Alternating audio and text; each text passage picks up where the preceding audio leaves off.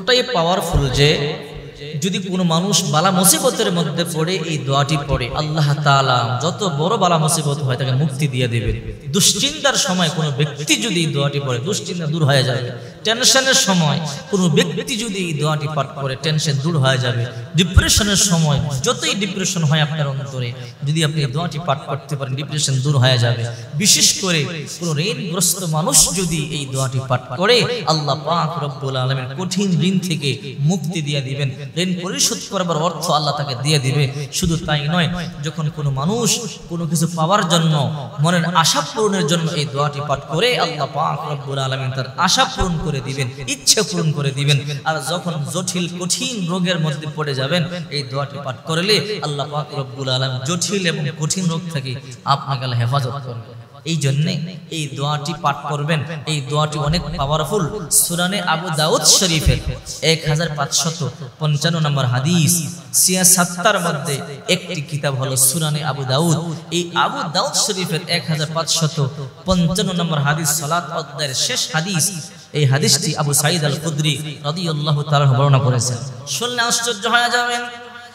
আবু সাঈদ আল খুদরি রাদিয়াল্লাহু তাআলা বলেন, আমি একবার বিশ্বনবী মুহাম্মদুর রাসূলুল্লাহ সাল্লাল্লাহু আলাইহি ওয়াসাল্লামের সাথে ছিলাম। নবীজি মসজিদ নববীর মধ্যে প্রবেশ করলেন। প্রবেশ করবার পরে তাকিয়ে দেখে একজন যুবক সাহাবা, নাম তার আবু উমামা রাদিয়াল্লাহু তাআলা আনসারী সাহাবা। বিশ্বনবী মুহাম্মদুর রাসূলুল্লাহ সাল্লাল্লাহু আলাইহি ওয়াসাল্লাম বললেন, মালাকা ইয়া আবা উমামা, হে আবু উমামা তোমার কি হয়েছে? কেন কান্না করতেছো? এই সময় তো নামাজের সময় নয়, এখন তুমি মসজিদের মধ্যে কেন আসলে, আর কেনই বা কান্না করো? আবু উমামা বলে, ইয়া রাসূলুল্লাহ, দুশ্চিন্তা, টেনশন, পেরেশান, ভাবনা আমাকে চেপে ধরেছে। এই সময় আমি ঘরে থাকতে পারলাম না, এই জন্য আমি মসজিদের মধ্যে চলে এসেছি। বিশ্বনবী সাহাবীর কান্না সহ্য করতে পারলেন না। সাহাবী তো নবীজি সাহাবায়ে কেরামকে সন্তান থেকে বেশি ভালোবাসতেন। কখনো কখনো কোন সাহাবীর কবরে যখন আগুন দেখতো, নবীজি সহ্য করতে পারতো না। যতক্ষণ পর্যন্ত আল্লাহ আগুন মাফ না করতো, নবীজি কবর থেকে যেতেন না। আহারে, নবীজি সাহাবীদেরকে জীবন থেকে বেশি ভালোবাসতেন। এই জন্য বিশ্বনবী তখন বলল, রে সাহাবী আবু উমামা, আমি তোমাকে এমন একটা আমল বলে দিব কি, যে আমলটা তুমি যদি করতে পারো, আল্লাহ পাক রব্বুল আলামিন অবশ্যই অবশ্যই তোমাকে দুশ্চিন্তা থেকে, টেনশন থেকে, পেরেশানি থেকে, বালা মুসিবত থেকে হেফাজত করবে। আর এমন সম্পদ আল্লাহ তোমাকে এত দ্রুত দিয়ে দিবে যেন তুমি ঋণ পরিশোধ করতে পারো। আবু উমামা বলে, বালা ইয়া রাসূলুল্লাহ, ইয়া রাসূলুল্লাহ, অবশ্যই আপনি শিক্ষা দেন যেন আমি এই বিপদ থেকে মুক্তি পেতে পারি। বিশ্বনবী মুহাম্মদুর রাসূলুল্লাহ সাল্লাল্লাহু আলাইহি ওয়াসাল্লাম তখন বললেন, তুমি সকাল সন্ধ্যা এই দোয়াটি পাঠ করবে, আল্লাহুম্মা ইন্নী আউযু বিকা মিনাল হাম্মি ওয়াল হাযানি ওয়া আউযু বিকা মিনাল আজিজি ওয়াল কাসালি ওয়া আউযু বিকা মিনাল জুবনি ওয়াল বুখলি ওয়া আউযু বিকা মিন গালাবাতিদ দাইনি ওয়া কহরির রিজাল। তুমি সকাল সন্ধ্যা এই দোয়াটি পাঠ করবে। যদি সকাল সন্ধ্যা এই দোয়াটি পাঠ করতে পারো, আল্লাহ তাআলা অভাব অনটন বালা মুসিবত, যত দুঃখ আছে, যত মুসিবত আছে, সমস্ত মুসিবত থেকে আল্লাহ তোমাকে হেফাজত করবে। আর এমন সম্পদ আল্লাহ তোমাকে দিয়ে দেবে যেন দ্রুত তুমি ঋণ পরিশোধ করতে পারো। আবু উমামা রাদিয়াল্লাহু তাআলা আনহু বিশ্বাস করেছে নবীজির কথা মিথ্যা হতে পারে না। বাড়িতে চলে গেল, আমল শুরু করে দিল। সকালও পড়ে, সন্ধ্যাবেলা পড়ে আমল শুরু করে দিল। কিছুদিন পরে রাস্তায় বিশ্বনবী মুহাম্মদুর রাসূলুল্লাহ সাল্লাল্লাহু আলাইহি ওয়াসাল্লামের সাথে সাক্ষাৎ হয়ে গেল। নবীজি দেখে সে হাসতেছে।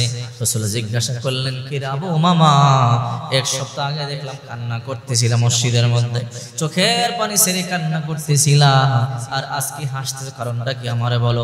আবু উমামা রাদিয়াল্লাহু তাআলা বলে, ইয়া রাসূলুল্লাহ, আমি কেন কান্না করতেছিলাম আপনি ভালো করে জানেন। অভাবের মধ্যে ছিলাম, ঋণগ্রস্ত ছিলাম, দুশ্চিন্তা টেনশনের মধ্যে ছিলাম। আপনি আমাকে আমল শিক্ষা দিয়েছেন আর বলেছেন অতি দ্রুত আল্লাহ তোমার বিপদ দূর করে দেব। ওগো নবীজি, আমি আপনার কথা বিশ্বাস করে আমল শুরু করে দিয়েছি।